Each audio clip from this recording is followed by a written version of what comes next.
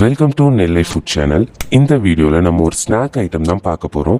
பருப்பு வடை எப்படி வீட்டில் மொறுன்னு செய்யலாங்கிறத பார்க்கலாம் வாங்க. 250 கிராம் பட்டாணி பருப்பை 3 மணி நேரம் ஊற வச்சு எடுத்துக்கோங்க. ஊற வச்ச பருப்பை இதே மாதிரி ஃபில்டர் பண்ணி எடுத்துகிட்டு மிக்சியில் பல்ஸ் மோடில் கொடுத்து அரைச்சிக்கோங்க. அரைக்கும்போது கொஞ்சம் கல்லுப்பு சேர்த்து உதிரியாக அரைச்சி எடுத்துக்கோங்க.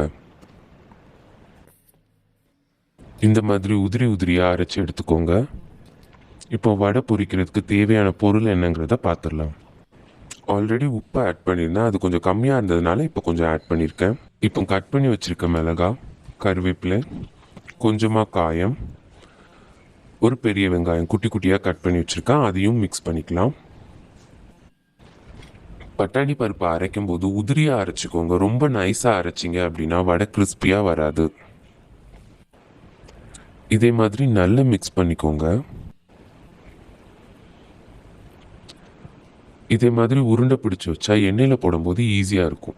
எண்ணெய் நல்லா காஞ்சதுக்கப்புறம் நம்ம பிடிச்சி வச்ச உருண்டையே இதே மாதிரி தட்டி போட்டுடலாம். வடையை தட்டி போடும்போது எண்ணெய் கையில் தெரிச்சிடாமல் பார்த்து போடுங்க. இப்போ ஒரு சைட் குக் ஆனதுக்கப்புறம் நம்ம இன்னொரு சைட் திருப்பி போட்டுக்கலாம்.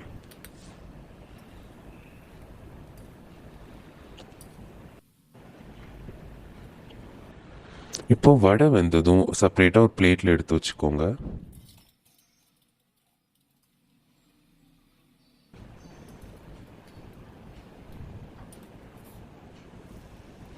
மீதி இருக்கிற மாவையும் இதே மாதிரி தட்டி போட்டுக்கோங்க. நீங்களும் இதே மாதிரி பருப்பு வடையை வீட்டில் செஞ்சு சாப்பிட்டுட்டு எப்படி இருந்ததுன்னு எனக்கு கமெண்ட்ஸ் பண்ணுங்கள்.